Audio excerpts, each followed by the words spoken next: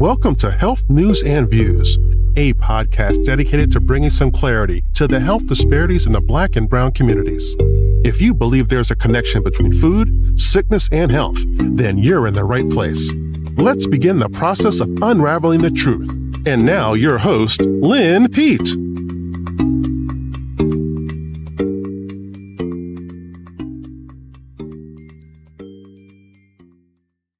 Greetings and welcome to Health News and Views, Food, the Final Frontier. Hi, I'm your host, Lynn Pete, and thank you so much for stopping by. It's always a pleasure to have you. Well, in this episode, we will look at the idiom or quote that goes like this: death by 1,000 cuts. Have you heard of that before? Well, we're going to use it as it relates to health and nutrition. I first heard the phrase used as it was related to a type of Chinese-style torture. And recently I found out that Taylor Swift has the title of one of her songs called Death by 1,000 Cuts. And her song lyrics speak to the pain of ending a love affair. We're not going to go there today, but we will go with health and nutrition and see how we can stave off death by 1,000 cuts. But first, a reminder that the data and research provided on this podcast or any other published documents is for informational purposes only. Food, the Final Frontier, and our partner, Health News and Views, we do not attempt to treat, diagnose, or cure any disease or condition. We always check with your healthcare provider before making any lifestyle, dietary, or prescription drug changes. And now some fun food and facts. Did you know that fruits provide antioxidants to rid the body of free radicals that may want to destroy your body? Fruits can also improve heart health, digestion, and even more. Vegetables also lower the risk of cancer, heart disease, hyperlipidemia, stroke, all by destroying these free radicals. But you have to eat the food. Don't wait for the pill. Nuts and seeds and beans are plant-based sources of protein, fiber, healthy fats, vitamins, and minerals. And they, too, are calorie-dense and contain antioxidants that may help fight disease. So eat your fruits and your veggies, your nuts and your beans for improved health outcomes. And now, let's see where the journey will take us. Death by 1,000 cuts refers to a situation where many small problems cause a failure. The problems might not be fatal individually, but the cumulative effect over time can be fatal. And we don't want. Well, the Chinese torture practice knew that one cut would not be fatal, but numerous small cuts could be. And I ask, are we unknowingly contributing to our own illness or disease just by eating?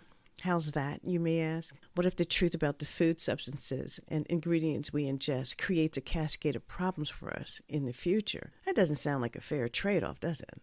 As the price of just for eating food? Well, this brings a whole new meaning to food, sickness, and health. And we have so much technology and so many more prescription drugs and trials for new drugs at any other time in history. We have so much technology and so many more prescription drugs and trials for new prescription drugs than we've ever had at any time in history. Yet we have more sick babies, children, and young adults than ever before, too. Research indicates that 1 in 3 adults has diabetes.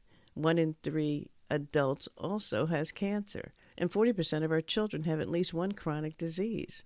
And 60%, and now they're saying 67%, of our adults in the United States are obese or overweight. What's going on? Well, let's call this small cuts a little at a time. For example, high fructose corn syrup by itself is not harmful, but daily doses of the products that are found in 80% of our food could be leading the charge toward obesity, diabetes, and fatty liver disease. So why are scientists so perplexed about the increase in the numbers? Why don't they know this? Small cuts, a little at a time. Well, I'm concerned. I read recently salt and sugar also contributed to high cholesterol numbers. That means if we are only looking at fats as the culprit, we missed the boat. But you better check out the product label anyway and the menu.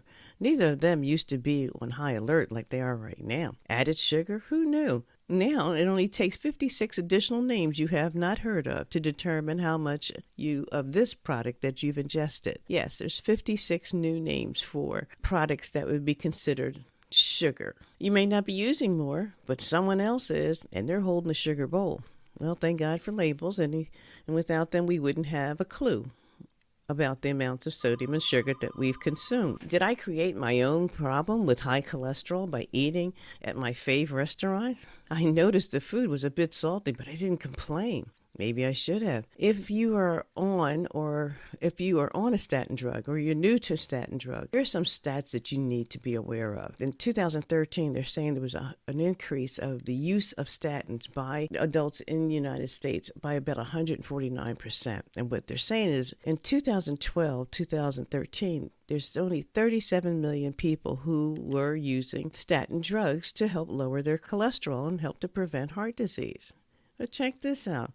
5 years later, by 2018, 37 million went to 92 million users in 5 years. Well, the annual number of statin drugs increased from 461 million to 818 million between 2008 and 2019. That's nearly 1/3 of the U.S. population. Small cuts, a little at a time. Are you using cooking oils? Did you know free radicals and oxidative stress damage your cells and are problematic? Oxidized LDL, that's the lousy cholesterol, chronic low-grade inflammation, and atherosclerosis, that's a plaque building in the arteries. That's caused by some of these seed oils. Well, they say they're cooking oils, but we know the seed oils because they tell us they're made from vegetables. There's no vegetables in vegetable oil. You've heard me say that before. A major dietary culprit for causing congestive heart disease, especially when consumed in this form of industrial seed oils, commonly referred to as vegetable oils, are problematic. And that comes from openheart.com. You develop symptoms of a heart disease, stroke, atherosclerosis in other blood vessels, such as the left side chest pain. That's coming from cooking oils. Pressure or fullness, dizziness, unsteady gait, slurred speech, or pain in lower legs, any of these conditions, according to Medicine Today, may be linked to high cholesterol and requires help immediately. Well, the generational trend in my household anyway was to switch to using vegetable oils. Give up those animal fats, they said. Vegetable oils are the way to go. Well, this misinformation, and because we believed the animal fats were bad and gladly switched to the good fats, the vegetable oils, has led to heart disease, stroke, diabetes, and premature death in my own family. Here's the deal. Small cuts, a little at a time. So here's some added sugar for you. I mentioned the high fructose corn syrup. Well, the statistics from PubMed agree that the rate of diabetes and obesity increased with the rate of high fructose corn syrup in our food. And this product has now infiltrated nearly every product in every section of the store that requires storage and safekeeping until you get there to purchase it. A disease like non-alcoholic fatty liver disease didn't exist prior to 1980, and we're told that no direct correlation can be made because other factors must be considered. But the cake, the cola, the cream, the candy, all contain dextrose, corn syrup, and high fructose corn syrup. And I looked at this on a can of soda and I asked myself, do I really need all three? Dextrose, sugar. Corn syrup, sugar. High fructose corn syrup, more sugar. High fructose corn syrup and sugar have been shown to drive inflammation, which is associated with the increased risk of all of those diseases I just mentioned. And that information, to just further buttress this particular podcast, came from the Cleveland Clinic in September 27, 2019. You know, this reminds me of the adage I heard years ago. It says, if it looks like a duck and walks like a duck, okay, chances are it is a duck. Well, like the other inconsequential products, a little is not harmful. But when 80% of the store aisles market and advertise to our detriment, what's this unsuspecting consumer to do? Some of us who've been around for a while can see the deception. The unknowingly younger public only recognize the packaging that many of these products are still around that mom and grandma would buy. And so they believe that they're bringing home a family favorite. Well, it was a family favorite at one time until the use of chemicals, additives, and preservatives was revealed. And those are extras that I don't remember seeing. Well, worse than that is trying to explain why those items should no longer be on the shopping list is harder than you can imagine. It's just a cracker, it's just chips, it's just peanut butter. But until you've read the label and counted how many of these fam faves are actually putting in motion your life in the next 10 to 15 years, the conversation continues. For some, a catastrophic illness is coming in a lot earlier. I recently listened to a documentary that indicated that young black men are developing heart disease at ages 20 and 30. Never heard that before.